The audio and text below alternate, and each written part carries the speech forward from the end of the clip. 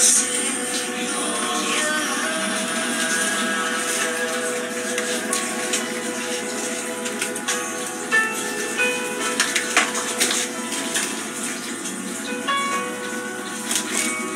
standing in your presence on this 30th year of anniversary of City Harvest Church. Lord, we want to say that our heart is so full of gratitude for you. It is because of you, that's why we are standing. It is because of you, that's why we are victorious. It is because of you, that's why we can call out and say that we are people of great destiny. It is because of you, Jesus. So we give you praise. We give you all the glory. We give you all the glory. It's because of you. It's because of you, City Harvest. Go ahead. Don't be reserved in your praises for him. Hallelujah. Di lang sila, tayo rin. Dahil sa ating Panginoong Jesus na nanatiling buhay, lumalampas sa mga pagsubok, magaling sa sakit at karamdaman, at patuloy na natututo. Kasi hindi tayo binahayaan ng Diyos. Pagkakadaan po kasakit ng salita ng Diyos, diyan pa rin siya para turuan tayo kahit na matigas ang ulo natin, tayo nakikinig. Salamat sa Panginoon, pinagtsatsagaan niya tayo.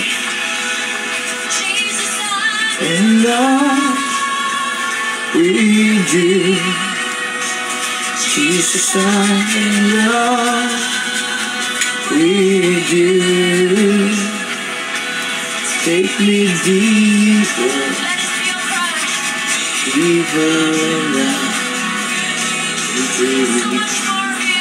dapat lagi tayo in love kay Jesus. Lagi natin siyang nais makausap, lagi nakikita, naririnig ang kanyang tinig, parang sa ating mga minamahal sa buhay. Dapat lagi tayo in love kay Jesus. Kaya ngayon 2024, nawa yung pag-ibig natin sa Diyos mas laling tumibay.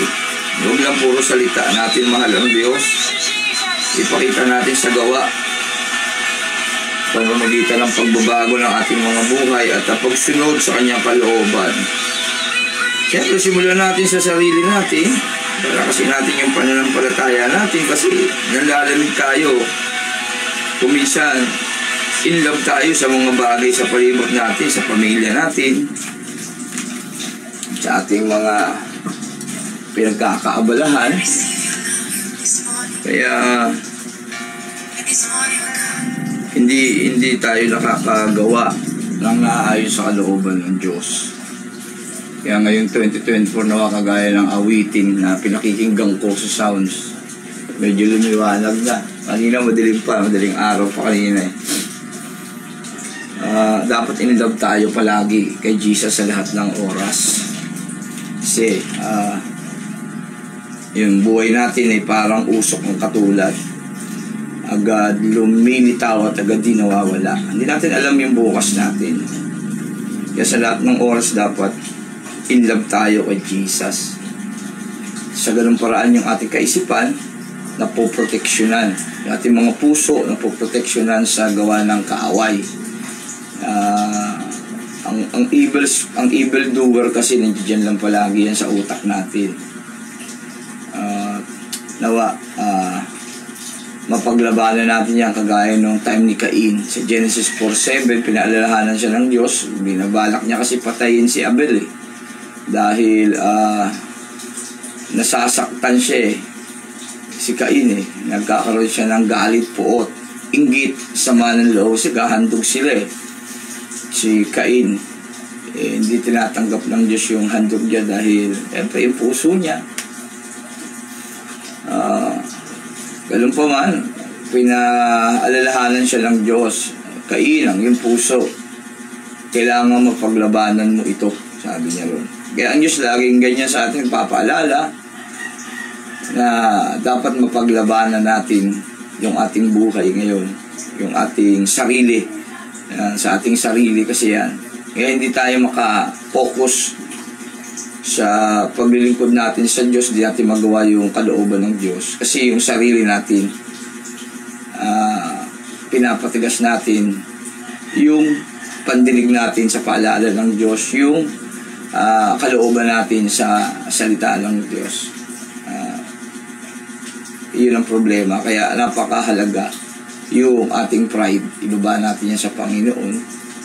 Matuto tayo makinig. Ang Diyos naman hindi magsasalita sa iyo yan ng boses. Sa totoo lang, yung literal. Hindi mo yan makakausap tinig sa tinig. Ang Diyos gagamit yan ng mga tao sa panahon natin ngayon. Kasi noon, ang angel, noon. Ngayon, dati, mga angel, mga propeta, yan. At sa panahon natin ngayon, mga lingkod ng Diyos, magbibigay yan ng katuruan sa lingkod ng Diyos. Ang kanyang mensahe sa lingkod ng Diyos buhat sa kanyang banal na kasulatan. At tayo naman, ang pinaka-the best na bagay na dapat natin gawin, focus tayo sa pakikinig ng salita ng Diyos. Dapat in love tayo kay Jesus. Sa lahat ng pagkakataon, nakikinig tayo sa kanyang mga tagapangaral, sa mga ginagamit niyang tao. Buksan natin yung ating puso. Huwag nating tularan si Cain kasi hindi niya napaglabanan yung sarili niya. Pinaalalahanan siya, talagang hindi niya pinakinggan ng Diyos. Tayo, pakinggan natin yung sinasabi ng Diyos. Tanggapin natin. Kung masakit, tanggapin natin yun. Ang salita ng Diyos ay buhay at mabisa. Mas matalas sa alinmang tabak na magkabila ang talim. So, tumatagos sa kabuturan. Masakit talaga. Pero yun nga ang pinaka-challenge doon. Yung masakit na yun, bibigay ng Diyos yan sa atin. Titignan tayo kung gaano tayo marunong makinig sa Kanya at sumunod. Para kung paano tayo nagpapakumbaba sa Kanya. Challenging. Kasi ang sakit doon. Una, hindi naman Diyos yung nagsasalita. Literal. Yung pastor. At alam mo naman, yung pastor na yun, meron din kahinaan. Meron din kapintasan. Ang hirap nun. At tapos mas mataas pa yung pinag-aralan mo sa pastor na yon. Nagsasalita na yon. Mas maganda pa yung buhay mo sa pastor na yon. Ang hirap nun is talagang battlefield doon. Nasaan ka doon? Kaya tandaan mo yan. Isipin mo sa pagkakataon na yon. Si Jesus, bagamat tunay na Diyos, hindi sanay sa literal na mundo, bumaba at nagpakumbaba, hinugasan yung mga paa ng mga disipulo niya. Pinaglingkuran niya sila. Hindi siya nagmataas, hindi siya nagmalaki, kundi naglingkod siya. Ganon din tayo. Huwag natin tignan yung mga ngaral na ginagamit ng Diyos, kundi tignan natin yung mga sinasabi ng mga ngaral na yon dahil ginagamit sila ng Diyos. Kaya sinasabi ni Pablo, sino ba si Apollo? Sino ba si Pedro? Sino ba si Pablo? Sino ba si Pablo? Sino si Apollo? Sino si Pedro? Hindi mahalaga, sabi niya. Ang mahalaga, yung pinapangaral nila. Instrumento lang sila na maaaring pagdating ng panahon, hindi maliligtas kung hindi itulot ng Diyos sa buhay nila. Ganun din tayo. Huwag natin tignan yung pastor. Huwag tayo tumingin sa tao. Tignan natin yung mensahe ng Diyos at tanggapin natin yung sa ating mga buhay. Kung tinutuwid tayo, salamat sa Panginoon at sinasabi yung mga mali natin. Ang mahalaga, binubuksan mo yung puso mo sa Diyos na ang totoo. Kasi faith without action is dead. Napakalaga ng pananampalataya sa buhay natin. Pananampalataya, iyan ang dahilan kung bakit tayo nagiging matuwid sa paningin ng Diyos. Kaya yung pananampalataya niyan dapat may action. Kaya kung totoong mahal natin ang Diyos, simulan natin baguhin yung buhay natin. Kaya ang sabi sa awit kanina, binibigay mo yung buhay mo bilang malinis na buhay na handog banal at kalugod-lugod sa Diyos. Yan yung mga taong in love sa ating Panginoong Jesus na dapat ngayong 2024, sa lahat ng tao, hindi lang sa mga Christian, dapat mag-in love tayo kay Jesus. Huwag tayo ma-in love sa ating mga pangarap sa buhay. na bagay na nagiging dahilan para hindi tayo lumago sa ating buhay, pananampalataya sa Diyos. Sa totoo lang, pag tayo may in love sa pangarap natin, sa pag-aaral natin, oo, kailangan natin lahat yan. Huwag tayo may in love sa magulang natin, sa tatay, sa mga anak natin lalo. Huwag tayo may in love dyan. Kasi, sa totoo lang, pananagutan pa nga natin sila sa Diyos eh. Kapag napahamak sila eh. Lalo na tayo mga nakakaalam ng salita ng Diyos. Sa totoo lang, yun ang katotohanan. Kaya dapat may love lang tayo sa Diyos at sikapin natin lahat sila. Lahat ng bagay na mayroon tayo. Pinag-aralan, magulang, ama, ina, at mga anak, trabaho, kayamanan. Huwag itong gamitin para tayo lumayo sa Diyos. Huwag yan ang maging dahilan para mapalusutan natin yung ating nararamdaman sa Diyos. Kasi minsan nililiko natin yung salita ng Diyos eh. Pinipilipit natin eh. Tayo gumagawa ng kabutihan natin na inaakala natin na okay sa Diyos. Pero tandaan natin ang Diyos ay mapanibubuhuing Diyos. Ang Diyos, pag mali ka talaga. At hindi tayo ito-tolerate ng Diyos. Madisiplina ang Diyos. Mapagmahal ang Diyos, tama. Opo, walang hanggan ang kanyang kapatawaran. Pero madisiplina ang Diyos at siya ay mapanibughuin. Tandaan natin yan. Alam niya na gumagawa tayo ng paraan para lumayo, para ipilipit yung kanyang salita. Alam niya yun, matalino ang Diyos. Hindi natin maluloko ang Diyos sa ating mga buhay. Kaya pinakadabis ngayon 2024, maging malinis ang ating layunin, ang ating buhay spiritual sa Diyos. Hindi tayo makatakas sa Diyos, hindi tayo pwede magsinungaling. Ano man yung lihim natin, ano man yung dahilan natin lumalaro sa ating mga isip, alam ng Diyos yan kung tinatalikuran natin siya. Alam ng Diyos yan kung ano yung mga bagay na ginagawa natin at gagawin pa lang natin at mangyayari pa lang. Alam ng Diyos yan. Omnipotent, omniscient, omnipresent God. Kaya matakot tayo sa Diyos, sabi ni Solomon. At sumunod na lang sa kanyang mga utos. Napakabuti niya kasi. Sa totoo lang. Napakabuti ng Diyos talaga. Kaya dapat, simulan natin ngayon 2024 na tutuanin yung ating buhay paglilingkod sa Diyos. Pakibigay ng buong buo ang buhay niya bilang banal na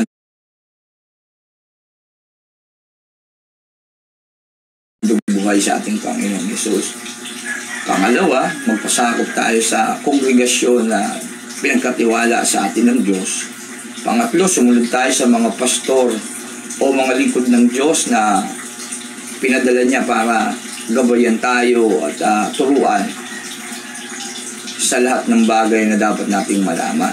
Kasi kung pupunta ka sa church, magsasamba ka sa Panginoon, tapos hindi mo rin pakikinggan yung nagtuturo doon. Nonsense. Nonsense din yun. Ba't ka pa pumunta sa church? Ano ba dahilan ng tao? Bakit pumupunta sa church? Kaya ngayon 2024, tayo mga Christian, pakita natin yung in love natin kay Jesus. Kung paano tayo nananabik sa ating mga minamahal sa buhay na makita sila. Maaga pa lang, punta na tayo sa church. Malayo pa lang, pagandaan na natin na ganito ang aking schedule. At pagplanuhan natin sa lahat ng dapat meron siyang espesyal. Ayun, yung gano'n ng kapag isang tao, in love ka sa isang tao. Ako naalala ko nga nung kabataan ko na in love ako sa aking asawa. Kada gising sa umaga pa lang gusto ko siya makikita. Tapos malayo pa yung sahod ko, nag-iisip na ako ng mga bagay na bibilin ko para sa kanya. Kaya lang, hindi naman maluho asawa ko. Ayaw nga nun yung sobrang garbo. Ayaw niya makipag-date. Ayaw niya nga bilang ko siya ng mga kung ano-ano. Simple lang kasi siya. Kaya ibig siya lang sabihin dun, pinaglalaanan ko ng oras at panahon. Ginagalang, pinahalagahan, minamalasakitan, minamahal, magchat-chat ako. Kumain ka na ba? Kamusta ka? Good morning. Kumain ka na ba? Nag-almusal ka na ba? Ano pa yun? Dipindot pa yung cellphone yun. Ganun tayo dapat sa Panginoon. Sa ating buhay, pagising sa umaga, talagang pinupurit, pinaparangalan natin siya, pinasasalamatan. Hindi lang doon sa ating personal. Kasi meron tayong tungkulin sa mundo, bakit tayo nabuhay. Ngayon, syempre, para magawa natin tungkulin na yun, palakasin natin yung spiritual natin. No? At matutulungan tayo ng church. Matutulungan tayo ng mga lingkod ng Diyos. Kasi kung sarili lang natin naasahan natin, wow, tutumba tayo. No man is an island. Ano, matutumba tayo. O hindi natin kaya. Hindi natin kaya. Maliban na lang kung alam natin kung kailan tayo mamamatay. Kagaya nung magnanakaw sa krus, siya alam niya na mamamatay na siya, kaya nakapagbalik loob siya. Jesus, huwag mo akong kalilimutan. Swerte niya. Hindi, pinagpala. Wala palang swerte. Wala palang swerte. Pinagpala. Pinagpala siya. Kasi bago siya namatay, kinilala niya si Kristo. Tayo naman, yun ang problema natin. Hindi natin alam kailan tayo mamamatay. Kaya wala tayo ibang choice kundi maging tapat sa Diyos. Kaya napakabuti ng Diyos. Talito talaga ng Diyos. Napakabuti. Hindi tayo pwede lumusot sa Kanya. Ano dapat natin gawin? Maging totoo. Maging totoo tayo sa Diyos. Kilalanin natin yung totoong Diyos na sinasamba natin. Kilalanin natin kung sa tagal ng panahon na nabubuhay tayo sa mundo, kung nalulugod ba talaga yung Diyos sa buhay natin. O baka sarili lang natin ang nalulugod sa sarili natin. Kaya isipin natin yun. Na maging agresibo tayo ngayon 2024. Mas maging epektibo tayong Christian kung tayo mga Christian. Kung mga hindi pa tayo Christian, try natin makilalas ng totoo si Jesus. Andiyan dyan yung Bible, andiyan dyan yung pananalangin sa Ama sa pangalan ni Jesus. Manalangin tayo sa Diyos na hindi nakikita. Yan. Subukin natin siya. Manalangin tayo sa Ama sa hindi natin nakikita, sa pangalan ni Jesus. At hilingin natin yung banal na Espiritu upang, hilingin mo kapatid, Ama, sa pangalan ni Jesus, hinihiling ko ang banal na Espiritu mo na pumisan sa akin upang higit kitang makilala. Sa pangalan ni Jesus. Amen. Subukan mo lang yung panalangin na yan, kapatid. Kung hindi ka pa talaga Christian, kung hindi ka pa talaga, hindi ka naniniwala sa Bible, subukan mo lang. Try mo lang. Subukan mo ang Diyos. Manalangin ka sa Diyos na hindi nakikita. Sabi ng John 4:24.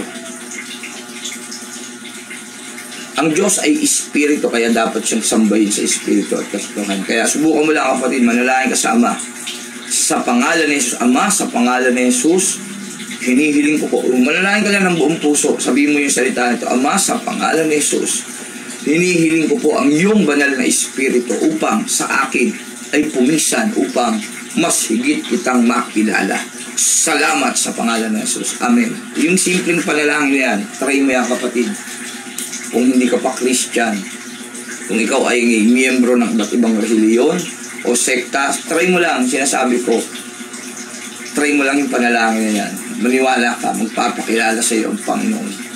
Malalaman mo kung sino talaga ang Diyos na dapat mong sambahin. Tapos sa mga Christian naman, maging tunay na tayo, maging totoo. Sabi ng Matthew 10:37, ang sino mang umibig sa kanyang ama, ina, o mga anak, o lahat ng bagay, hindi lang sila. Lahat ng mga bagay sa palibot natin, nakikita ng ating mata at naiisip ng ating mga isip. Pag inibig natin sila lang higit kaysa sa ating Panginoong Hesus, hindi tayo karapat-dapat sa Kanya. Kaya lahat, anong gagawin natin? Lahat ng mga bagay na yan, gamitin natin para paglingkuran si Jesus. At kung ayaw na mahal natin sa buhay, ligtas natin yung sarili natin, at least tayo. At habang buhay pa sila, huwag tayong manawang ipanalangin sila sa Diyos. Kaya huwag natin silang to-tolerate at huwag din tayo sasama sa mga malilang mga gawa. Sabihin natin yung totoo at ipakita natin na hindi natin nagugustuhan yung ginagawa nila. Ganun dapat tayo agap bilang Kristiyano, bilang tagasunod ni Kristo na tinatawag. Dapat hindi natin tinotolerate yung mga bagay na nakikita nating mali. Hindi tayo sumasama sa kanila, hindi natin sila sinasang-ayunan. Nag-iiba tayo, kaya nga sa Roma 12:2, mag-iba kayo sa pamamagitan ng pagbabago ng iyong pag-iisip. hindi magagalit ka sa kanila, kundi hindi mo sila ito-tolerate sa bagay na yon. Sa kabilang banda, hayaan mo lang sila at ikaw, mag-iibang landas ka. Nakita mo sa kanila na hindi ka sang-ayon sa ginagawa nila nang merong paggalang. Hindi yung mag-hysterical ka, hindi ganun. Ganun ang kaisipang spiritual. Maraming bagay na pwede tayo magturo sa kahit anong paraan. Kailangan natin gawin maging matalino at maging malawak. Pwede tayong magalit, hindi tayo nagkakasala. Tandaan natin yan. Ang mahalaga lang, hindi pinakikita natin sa kanila na talagang mali din yung ginagawa nila sa mas magandang paraan, sa mahinahon na paraan, sa mapayapang pamamaraan. Huwag lang yung ito-tolerate natin. Pinupush pa natin sila lalo. Kaya naisip nila na i-spoil natin sila na okay lang pala yung ganito. Yan. Ang mahalaga, ikaw nahihiwalay ka sa kanila. Ipakikita mo sa kanila na hindi ka sumasang-ayon sa kanila sa mas maayos na pamamaraan. At naramdaman ngayon, sila naman na nagmamahal din sa'yo, may isip nila yon. At kung mahal ka nila, susunod sila sa'yo. Yun lang yun. Kaya matutulungan ka nilang niya ng pananalangin. At kung hindi mo kaya, may mga kapatiran, kaya nga tayo may mga gawain. Bible study, prayer meeting. Napakahalaga. Hebreo 10:25. Magsipagdalo kayo. Kaya sa lahat ng mga Christian, lalo sa mga miyembro ng kongregasyon, talagang requirements ng Diyos na talagang sumuporta sa lahat ng pagtitipon. Kasi kagaya ng nila Jonas nung panahon, gugunawin ang bansang Ninive. Kung hindi sila nanalangin, talagang gugunawin ng Diyos yun. Kaya lang dahil ang Diyos ay mapagmahal at maawain, sa panalangin nila ng sama-sama, dinidig sila ng Diyos. At alam ni Jonas yun na kapag nagsisi yung mga taga-Ninive, talagang patatawarin sila ng Diyos at hindi sila gugunawin. Kaya nga nagtampo si Jonas. Dahil ganun ang magiging ending, alam niya na. Gusto lang ipakita ng Diyos yun na talagang mahal ng Diyos ang lahat. Ang ibig niya ang lahat ay maligtas. Kaya lang tayo, kung ayaw natin maligtas, wala rin magagawa ang Diyos. Kasi meron tayong free will. Kagaya ni Cain. Gusto ng Diyos, huwag siya magkasala. Gustong magkasala ni Cain. Pinatay niya si Abel. Nagpaalala ang Diyos. Meron tayong free will, kaya hindi tayo robot, hindi tayo remote control. Ganun pinakikita ng Diyos yung kanyang pag-ibig sa atin. Ngayon ko lang, sa mga tao hindi naniniwala ng free will, nasa inyo din yun, pero ano man ang inyong paniniwala ukol dyan, pagpalain kayo ng Panginoon. Kaya, pero ako tinuturo ko, pinishare ko na meron tayong desisyong kalayaan sa pagpili at hindi tayo sinasaklawan ng Diyos sa bagay na yan. Tayo pa rin ang masusunod. Ang Diyos kasi nagpapaalala, nagtuturo, nangangaral. Tayo nakikinig, kaya lang dapat makinig tayo na binubuksan ng ating mga puso. Kasi yan yung susi para tayo ay makapagharian ng banal na Espiritu, yung puso natin. Napakahalaga ng Holy Spirit na papasok sa puso natin kasi yan yung tatak na talagang anak na tayo ng Diyos. Na tayo hinirang at tutubusin pagdating ng panahon. Kaya pagka yan pumasok sa puso, huwag mo lang hayaang umalis pa yan. Ang sabi ng Bible, pagka natagpuan ng evil spirit yung puso mong, inalisan ng banal na Espiritu, nakitang malinis, nako, papasok dyan ng evil spirit, magtatawag pa ng napakarami. Kaya kung minsan, espiritu ng kasinungalingan lang meron ka ng espiritu ng galit, madadagdagan ng puot, madadagdagan ng sama ng loob, madadagdagan ng tampuhin, madadagdagan ng inggitin. Kaya ngayon tinanong ni Jesus yung taong sinasapian ng masamang espiritu sa isang tagpo sa banal na kasulatan sa sementeryo. Tinanong niya, sino ka? Ako si Batalyon. Sinabi niya kasi marami sila sa loob ng isang tao na yun. Espiritu ng inuman, espiritu ng sigarilyo, espiritu ng sugal, yan, lahat na yan. Espiritu ng panglalalaki, pagpatol sa kapwa lalaki, espiritu ng pagbababae, kaya pagpatol mo sa kapwa babae, yan na yun.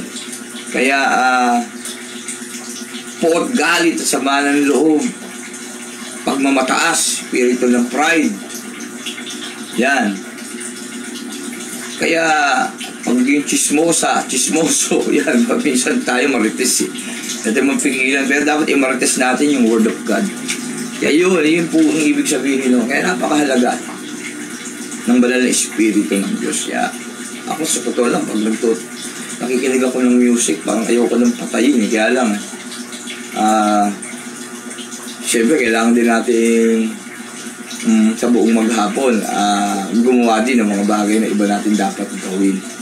Gusto ko magpuri na lang maghapon sa Panginoon, kaya lang magiging tamad na tayo nun. Pag magiging makasarili na lang tayo nun.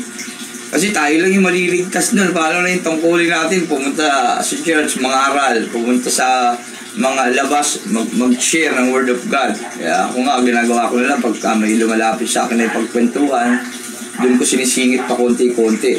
At maya-maya, Word of God na talaga, sharing na. Kasi pag lalapit ako, alam na nila eh. Lalayo na sila. Lalo na yung mga kabataan dati eh. Alam nila, pag lalapit ako, sigurado yun, may Word of God. Hintay ko na lang sila lumapit. At saka ako mag-share konti. Hanggang sa pag nakita akong nalilibang na, ayan na, tuloy-tuloy na siya. Alam, hindi ko na mapigilan. Gagawa na lang ang paraan ng kaaway yun, may tatawag na lang sa kanya. Pero ganun pa man, pinag-pray ko nawa sa lahat ng taong usap ko, sharing. Lalo na sa Facebook. Yan. Yung pangangaral natin sa YouTube. Yan, nawa. Swipe ng mga tao. May mga ganun eh, hindi natin sayang din yung mga kaluluwa na yun.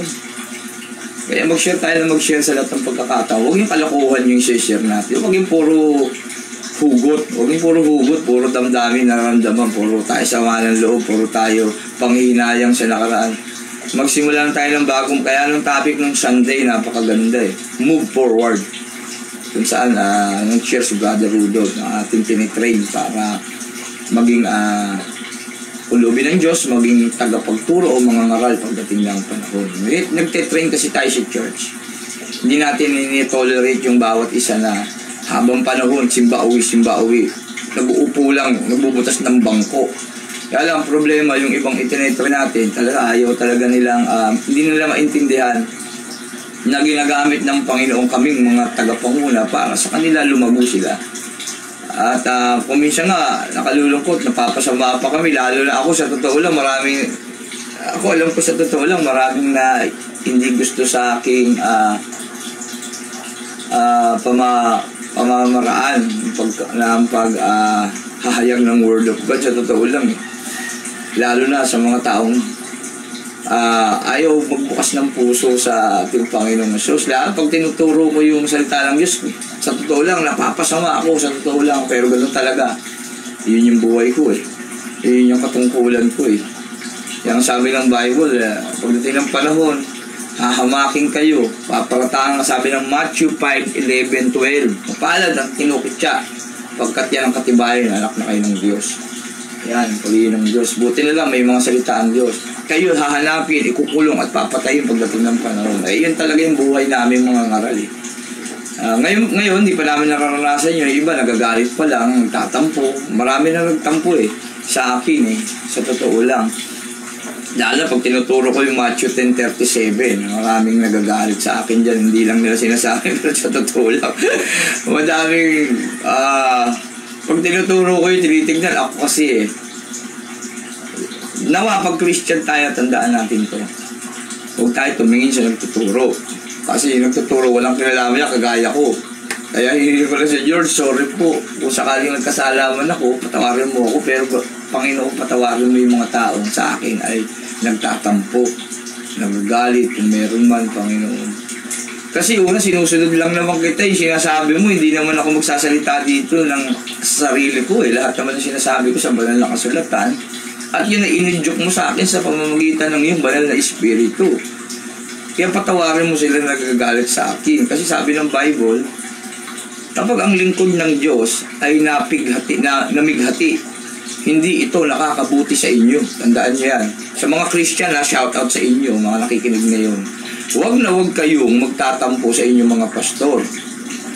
Magagalit sa inyong mga pastor at lalo na malalaman nilang sila'y nagtatampo sa inyo. Kasi pag nalungkot sila, pag sila'y namighati, hindi ito nakakabuti sa inyo. Sasabihin ko yung totoo sa inyo. Hindi ito makakabuti sa inyo. Kaya kami mga pastor, patuloy kaming nananalangin, Lord, ang bunga ng banal na Espiritu, pag-ibig, katatagan, kahinahunan, pagpipigil sa sarili. Kaya hanggat maaari, hindi na lang kami kikibo. Ngingiti na lang kami pag-pray sa Diyos ang lahat. Kasi alam namin sa sarili namin na pag kami ay nalungkot, dahil sa mga bagay na ipinakikita nyo sa amin, kawawa kayo sa totoo lang. Kayong mga Christian na miyembro ng kongregasyon na nasasaklawan ng pastor na nalulungkot ng dahil sa inyo. Kaya matuto kayo sumunod. Hindi para paglingkuran kaming mga lingkod. Hindi. Galangin nyo kami bilang mga lingkod ng Diyos. Sundin nyo yung aming mga pinapahayag sa inyo sapagkat yun ay galing sa Diyos, sa udyok ng banal na Espiritu na gamit ang aming mga buhay. Sumunod kayo sa Diyos, huwag sa amin. Makinig lang kayo sa amin kasi kami yung literal na tagapagsalita ng Diyos. Kami yung sa amin nagbibigay ng mensahe ang Diyos para ibigay sa inyo. Kaya tandaan yan, ngayon 2024 maging mas matalino tayong lahat. Kami naman, mga lingkod na ipanalangin nyo na patuloy na maging mahinahon, maging mapuno ng pag-ibig una. Tapos kahinahunan, pagpipigil sa sarili. Kasi kami, pag nagalit sa inyo, hindi ito nakakabuti sa inyo. Kaya ipanalangin nyo kami na yung bunga ng banal na Espiritu ay laging magningas sa aming buhay. Yan ang totoo. Kaya siguro sa mga pastor na makapanood nito, naintindihan nyo yung ating pinahayag sa lahat ng mga tao, maging sa mga unbeliever. Sa totoo lang, i-share ko na rin kasi baka mamaya hindi nyo alam. Pagka pastor, huwag nyo babastusin, huwag nyo tatawa-tawanan. Ilang beses na ako nakaroon ng, bata pa ako, ito, sa totoo ko lang sa aking buhay, may tagpo nung bata ako, nasaksihan ko kasi bata pa ako, Christian na kami. Yung bahay namin, gawain, binabastos nila yung gawain sa bahay namin. Pag nag-hallelujah yung pastor, luya-luya raw, luya-luya. Minsan, isang beses dumating sa buhay nila, giinuman sila, nagkaroon ng pag-aaway. Yung nagsasabing luya-luya na yun, naging luya talaga yung kamay niya. Kasi pinagtataga siya. Putol-putol yung daliri niya. Naging luya talaga. Kaya ingat kayo. Hindi lang sila, marami pang patutuin buhat sa iba't ibang mga lingkod ng Diyos. Akala ko nga sa amin lang nangyari yun. Hindi pala. Nung lumalaki na ako, nakaka-attend ako sa iba't ibang mga church. Isa rin yung mga patutuin nila, mga ganun din. At hindi mo naman sila kilala, hindi mo naman sila, paano mong masasabing ginagaya lang yung kinikwento mo? Narinig mo lang din naman sa patutuo ng iba at pangyayari ng saksihan mo sa inyong lugar. Imposible yun. Yan, kaya meron naman sa dinig ko rin sa ibang mga lingkod ng Diyos, binabato yung kanilang mga church. Tapos yung bumato, kinalaunan, nasagasaan, putol yung paa. Yan. May mga gano'n, mga senaryo. Totoo po yun. Kasi tandaan nyo yan, pag namighati ang bawat lingkod ng Diyos ng dahil sa inyo, hindi ito nakakalugod sa inyo. Kaya ingat tayo, ingat kayo. Kaya sabi ko ito para makatulong sa inyo. Kasi may bawat ginagawa natin, may mga consequences yan. Kung si David nga na napaka tapat na lingkod ng Diyos, kahit gano'n, kasala pa rin siya, may consequences siya. May consequences. Hindi sa Diyos favorite. Pag mali tayo, mali talaga tayo. Kahit mahal niya tayo, talagang meron tayong consequences na tinatawag. Kung ano ang tinanim, yun ang aanihin natin. At habang nagtanim ka ng gano'n, may aanihin kang ganoon. Hindi yan nawawala. Pagdadaanan mo yan. Kaya para hindi na natin madagdagan pa yung mga pagdadaanan natin sa totoo lang. Sabihin ko na lang gano'n. Lumakad tayo. Pasulong. Ayan. Yun yung topic ng linggo. Lumakad, pasulong. Move forward. Kumilos, pasulong. Yan. Kaya ngayon 2024, huwag tayo matras, kundi sumulong tayo.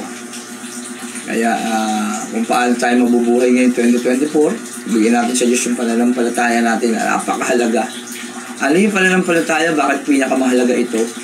Ito ang nagiging dahilan ng ating katuwiran sa Diyos. Hindi yung ating mga gawa, hindi yung kabutihan natin, hindi yung ating mga legacy, hindi. Yung pananampalataya.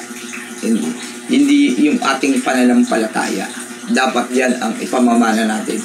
Yung pananampalataya kay Jesus.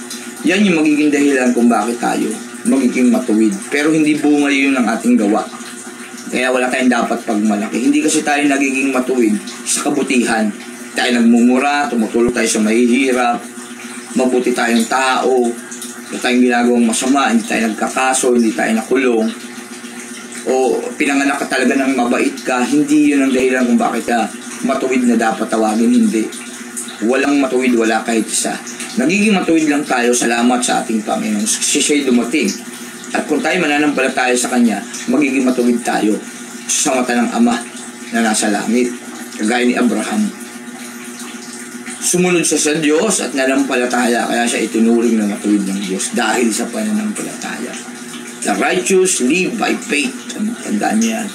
Kaya tayong mga matutuwid, tayo yung may mga pananampalataya sa Diyos. Tandaan natin yan. Pero kung ikaw, wala kang pananampalataya, pastor ba, brother ba, baraban sabi wala kang pananampalataya, meron naman. Oo nga, meron ka nga, hindi mo lang pinakikita sa gawa, di wala rin. Patay ang magpananampalataya, walang kalakit na gawa. Kaya patunayan mo sa gawa, yung pananampalataya mo, doon ka ituturing ng Diyos na matuwid. Kagaya ni Abraham, pinatusan siya, lisanin yung lugar niya, napakayaman niya. Sumunod siya sa Diyos na walang alinlangan. Nakinig siya sa tinig ng Diyos. Tandaan natin yan. Hindi siya lumingon. Ay, sandali lang po. Wala siyang pinanghinayangan. Sumunod lang siya. Kaya ganun din tayo sa buhay natin. Pero, masusunod po ako sa iyo, pero hayaan niyo po muna magpaalam ako sa aking ama't ina. Amen. Ay, susunod po ako, pero hayaan niyo muna ipalibing ko yung tatay ko. Hindi na dapat natin intindihin sila. Kung susunod ka, sumunod ka na, huwag ka na lumingon. Hayaan mo ang Diyos sa kanila. Kumilos. Kaya ganun sa buhay natin. Ayaw nila tayo. Ligtas natin yung sarili natin. Kaya nawa, sa mga salita ng Diyos sa ating napagkikwentuhan ngayon, kahit paano meron tayong natututunan, bagamat masakit talaga. Hindi ko rin alam kung bakit sinasabi ko ito eh. Mga ganito eh. Hindi ko alam. Yun yung lumalabas sa ating bibig. Hindi naman natin sinusulat yung ating sasabihin. Habang nagkikwentuhan tayo, isa lang alam kong bagay kung ba't nasasabi ito. Dahil malapit na dumating si Jesus, hindi na tayo dapat baby pa. Yung pangangaral natin dapat hindi na patumpik-tumpik sa totoo lang.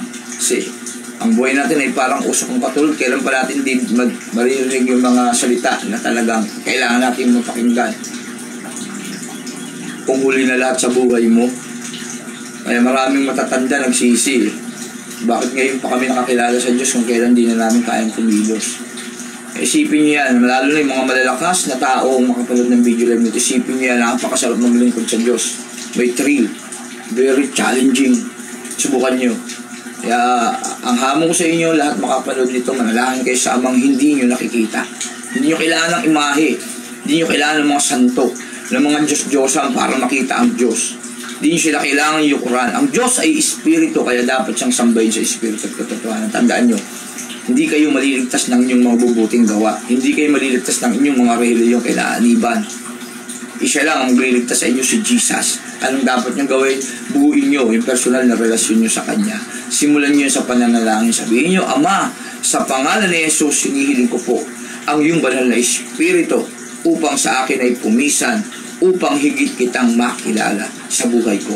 Sa pangalan ni Jesus, Amen. Sa simpleng panalangin niyan, kapatid, gawin mo lang totoo ito sa iyong buhay. Sigurado ako, magpapakilala ang Diyos sa buhay mo ngayon din sa oras na ito. Maniwala ka lang. Sa mga Christian naman, isipin nyo rin yung mga salita ng Diyos na ating pinagkwentuhan. Move forward. Ngayong 2024, mas maging kapaki-pakinabang tayong Kristiyano. Nawa. lalo na sa ating kongregasyon na kinaaniban na pinagkatiwala ng Diyos para tayo ay tumulong. Kasi tayo isang iglesia, nabubuhay ulo, si Kristo tayo katawan. Bahagi tayo ng katawan ni Kristo at ang bawat parte na binubuo natin ay dapat ginagampanan natin para tayo maging malusog na katawan. Yun po yun.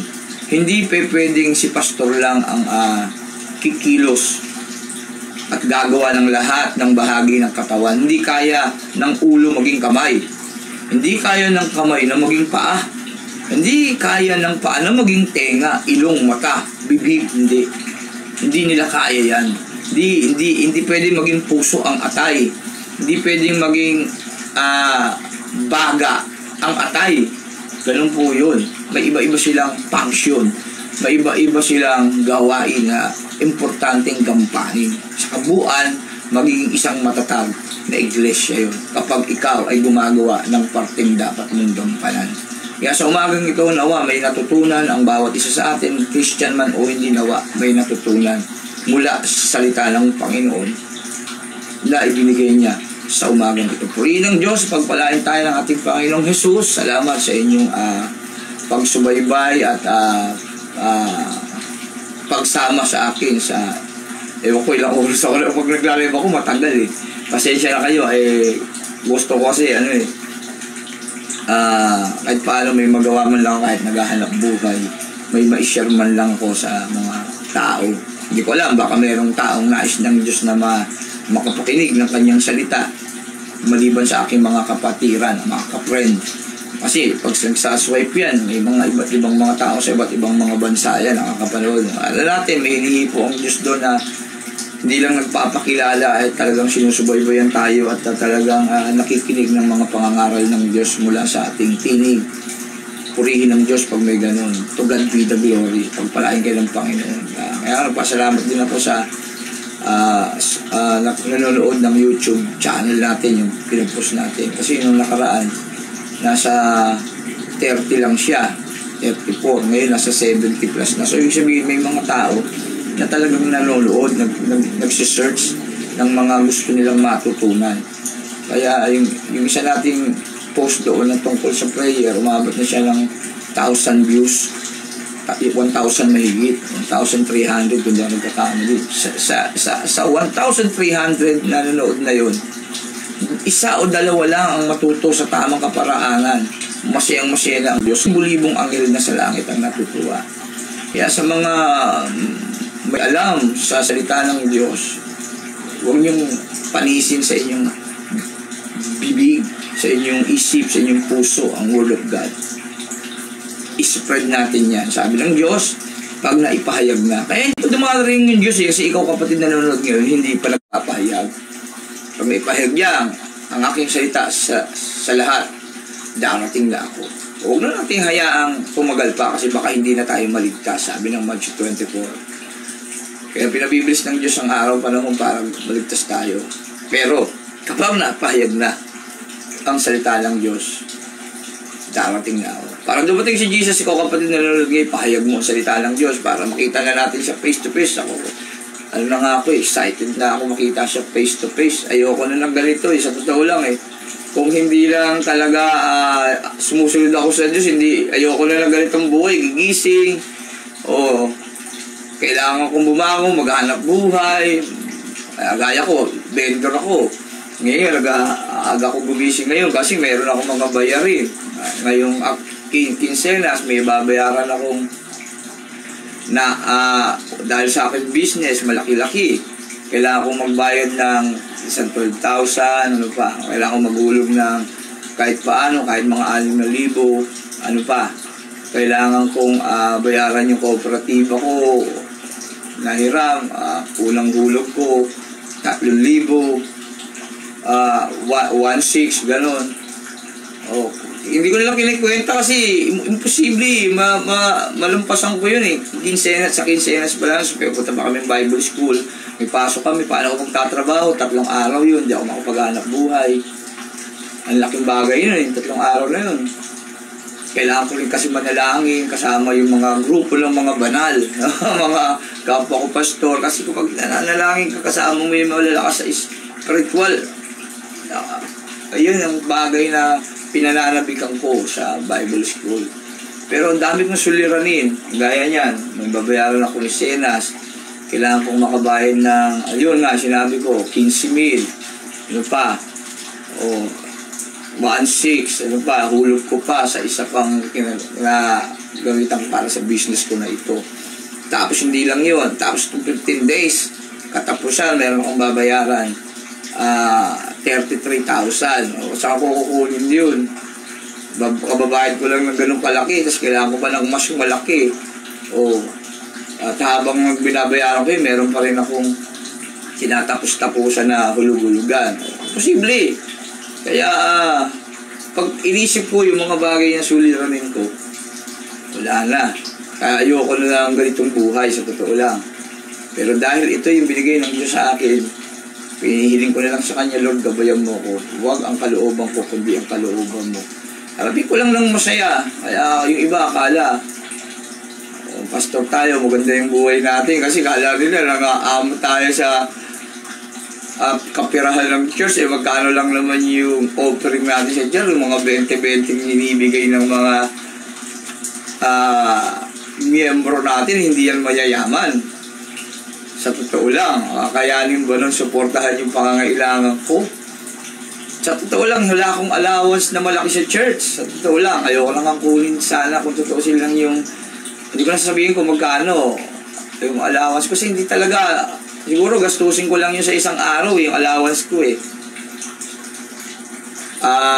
Sobrang no, isang araw kalahati. Siguro yung allowance ko sa church, yun na lang. Hindi ko na sabihin kung magkano. Yung allowance ko sa church, na kahit paano binibigay kasi siyempre bilang lingkod ng Diyos kailangan natin pakainin. Kailangan umani. Ang nagtatanim, una muna siyang kakain. Pero ang allowance sa church namin, sa totoo lang, hindi kaya sumuporta ng 2 araw namin. Sa pagkain, sa totoo lang. Ayoko lang ang kunin siya kasi gusto ko yung ako tumutulong sa church eh. Ngayon, paano ko tutulong kung marami kong suliranin? Kahit may problema at wala akong pera, di ba't laging masaya? Yan ang buhay ng Kristiyano eh. Kaya yun, kung alam lang ng lahat, maraming kagaya ko. Tapos, pag nagturo ka, magagalit pa sa yung miyembro. Yung iba, nagtatampo pa. Pag-iisipan ka pa, ayun go, isipa. Yung ayaw pa yung minsan, makitin-kitin yung utak. Hindi pa church yun pagka walang pang-offering. Kasi iniisip niya, offering yung mahalaga kasi pangangailangan ng church, pangangailangan huwag ganoon ang ating paglilingkod. Yung hirap, mahirap. Pero ganun pa man, lahat tayo isipin mo yan, hindi ka makakapag-focus sa Diyos. Buti lang may Bible at lahat yan ay nakasulat sa banal na kasulatan. Kaya basa kayo ng Bible, malalaman nyo ang lahat ng bagay, ang sikreto ng mundong ito. At malalaman nyo rin ang pinakamahalagang bagay, yung buhay na masagana at ganap. Yan. At to God be the glory. Kaya nga sa lahat ng pagkakataon, gusto ko yung makinig ng Word of God, ng awiting makalangit. Kasi nape-press ko yung utak natin, yung isip at puso. Kasi kung hindi, yung isip natin ang battlefield ng good and evil, papaalala, may kailangan pang bayaran, may notice na yung kuryente nyo, yung resibo ng tubig nyo, nandiyan na, may pasok na yung anak nyo sa address, yung baon niya, yung project niya, ano pa, ay may naninigil na sa'yo, may deadline na, ayan na, nisingil ka na niya. Walang nangyayari sa'yo. Wala kang kapahingahan. Kaya gusto ba natin yung ganito tayo araw-araw, yung hindi tayo mamamatay sa mundo na ganito? Hindi tayo lilisan sa mundo na ganito lang tayo palagi. Pagising sa umaga, may problema. Hindi. Pagdating ng panahon, well done, my good and faithful servant. At nananabik na, talaga excited na ako kasi pagdating na araw na yun, makakapagpahinga na yung isip ko. Yan. Pero habang hindi pa nangyayari yun, pagpiling ko lang ko ang Diyos sa abot ng makakaya ko, sa awat habag niya. Lubin niya nawa ang panalangin. Lord, lubin mo nawa. Hindi panalangin. Lord, hindi ko alam kung bakit mo ko ang totoong kahulugan ng buhay ko, kung bakit ako naroon. Hindi ko alam. Kasi pwedeng kagaya ng Paraon, patigas yung puso ko. O kagaya ni Pablo, na gawin mo kung lingkod mo. Hindi ko alam. Pero buti na lang, sa iyong banal na kasulatan, nalalaman ko. Dahil ako ay yung bayang pinili.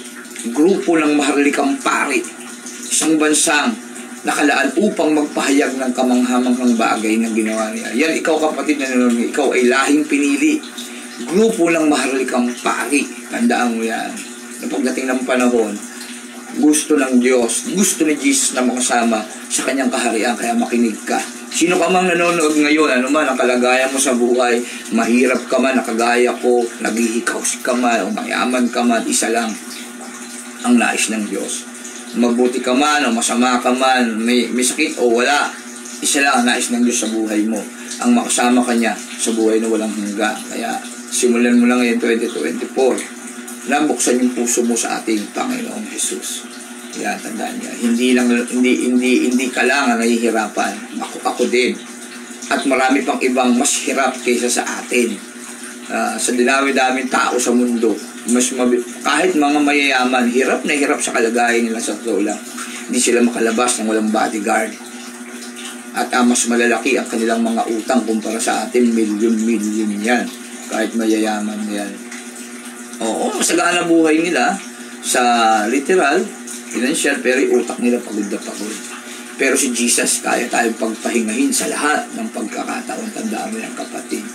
Kaya, ngayon 2024, move forward. Mas tignan natin ang daan patungo sa Diyos. Sa mga Christian, mas maging agresibo tayo ngayon. Tandaan natin, mabilis ang oras. At ang buhay natin ay parang usok ay ang katulad. Dapat meron tayong ginawang kapaki-pakinabang sa Diyos bago mo lang tayo lumisan sa mundong ito. Trabaho natin mga Christian na tagasunod kay Kristo yan. Kaya huwag na natin saktan ang kalooban ng banal na Espiritu. Makinig tayo sa mga nagtuturo sa ginagamit ng Diyos para tayo lumalim at mag-tinetrain tayo para gamitin niya sa paghahayag ng Word of God upang siya ay dumating na. Kaya hindi pa dumarating si Jesus kasi ayaw mo pang mag-share, kapatid eh. Ayaw mo tumulong kay pastor magpalaganap ng good news. Yun yung totoo. Pero kung ang lahat ng mga miyembro ng kongregasyon nag-share ng Word of God at lahat ng mga tao na share nila ay mag-share din, iyan na. Darating na si Kristo at lahat tayo ay magkakaroon ng kapahingahan. Ibig lang Diyos yan. Yan lang, paano kung hindi lahat nag-share? Yun lang. Ang Panginoong Isus ay parang magnanakaw na darating. Sabi doon, Matthew 24, mapalad ang datnan ng kanyang Panginoon, ang siyang alipin na tapat niyang ginagawa ang kanyang tungkulin. Kaya ikaw kapatid, huwag kang nawang datnan ng pagkasawi mo na nandoon ka, itinotolerate mo yung mga bagay na hindi tama. Huwag kang datnan, nakukunin ka ng Diyos sa maling sistema. Kaya, nawa, datnan tayo masawi, kunin yung buhay natin na literal, o dumating si Jesus na nasa sistema tayo na ginagawa natin ang ating mga tungkulin sa Kanya. Yun, salamat sa Panginoon sa umaga nito at paano ko pagbahagi ng Word of God habang nagtatrabaho at nakikinig ng worship song para sa Kanya. At nawa, marami tayong natutunan. Kaya pagpalain tayong lahat ng ating Panginoong Isus. Shout out sa lahat ng mga kaibigan ko. Happy New Year sa ating lahat. Pagpalain tayo ng Panginoong Isus. At purihin ang Diyos na buhay na ating pinaglilingkuran at sinasamba. Yan, purihin ang Diyos. Nawa,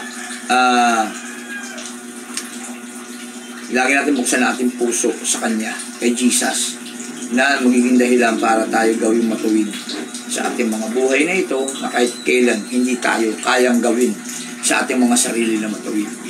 Si Jesus lang. Pag tayo nanampalataya sa Kanya, kaya lang ang pananampalatayang ito ay dapat may kalakip na gawa. Kaya simulan natin ito sa ating sarili. Bumangon tayo, huwag tayong madapa. Tanggalin natin yung mga, huwag natin entertainin yung bulong ng kaaway. Makinig tayo sa tinig ng banal na Espiritu. Lumakad tayo sa Espiritu. Alam natin, pag salita ng Diyos, pakinggan natin. Masaktan man tayo o hindi, pakinggan natin kasi salita ng Diyos yan. Kasi Diyos yan.